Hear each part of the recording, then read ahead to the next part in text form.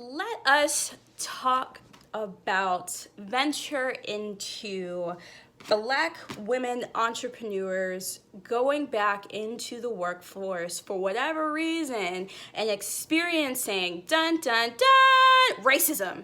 Okay, so I am actually in the midst of anger right now, and I thought this would be a perfect opportunity to make a YouTube video, right?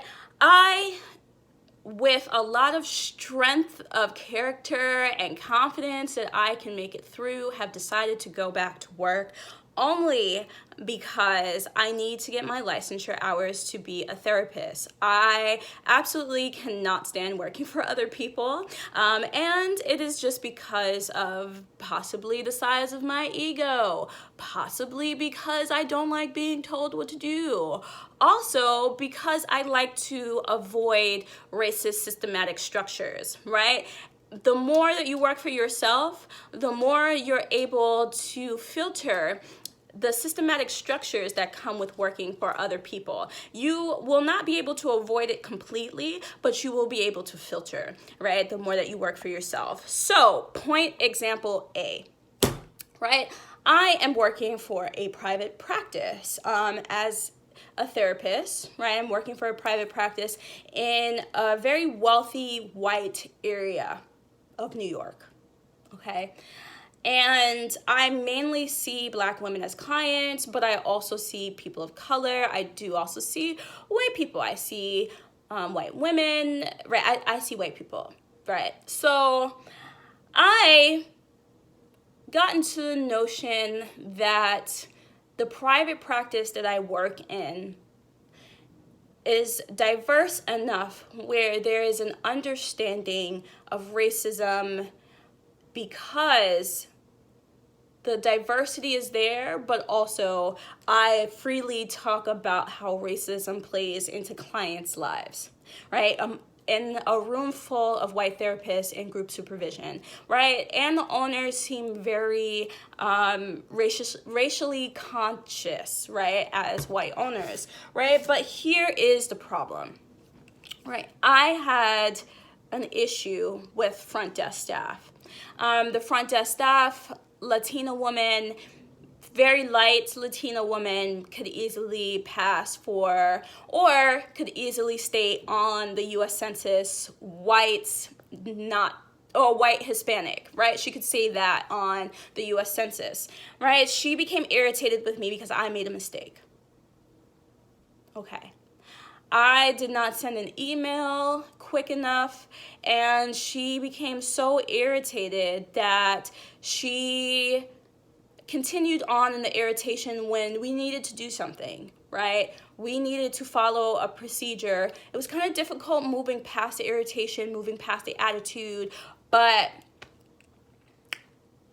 I tried not to engage, right? But of course, I'm going to appear tense if someone has an attitude with me, right? It's just mirror neurons. Neurologically, something happens when someone displays an attitude with you. And I'm not about to apologize. I'm not about to be kind when someone has an attitude with me. I will just allow you to continue on in your attitude, and I will, for the most part, be quiet. Unless, for instance, if it was a client, then it would be a little bit different because their attitude is therapeutic. But at the front desk, your attitude is not therapeutic. It's actually unnecessary, right? So, unnecessary attitude aside, probably an hour or two after leaving work, I didn't really care any longer. Why? Because the situation was resolved, right? The situation took about 15 minutes to figure out. It didn't take an hour to figure out. It was really quick to resolve this issue. I thought about complaining to my supervisor, but then why be a complainer, right? Why complain? Because it wasn't that big of an issue. Now, the problem is that this front desk woman displayed power, right? So she took it upon herself to complain to the other front desk person about me. That's fine, right? The other front desk person likes me. We get along, right? she had a little bit of an attitude, but through our demeanor, our rapport that we already have, she was able to let that go. White lady, okay? Second person that found out about the issue was my supervisor, right? Because this front desk person complained about this 15-minute interaction where she had the most attitude. Then she probably also told the other owner, because my supervisor is the owner or part owner. She probably also told the other owner, right? So now she's told 2 people who managed a private practice about a 15-minute interaction, and she told it from her side of the story, and she told it in such a way that it makes it seem like I was causing this big issue, when really the anger was on her part. My initial reaction was confused, and then I became tense because it was hard to navigate the attitude. It was very difficult. So now she's told these supervisors who own the practice about me, complaining about a simple mistake, right? We are starting a brand new system, and we literally started yesterday. And because I made a mistake, it turned into this huge issue. So the problem is, and how this fits into racism, is that her irritations puts my job in jeopardy, right? She is a light-skinned, very light Hispanic woman. She could easily identify as white on the US Census. She's then told these supervisors who own the private practice, who are both white, that my minor irritations within this 15-minute time span is enough for you to question the legitimacy of Kelsey's work. This woman does not need this job. She has told the owner over and over, I am doing this as a favor. I need to gain my licensure hours.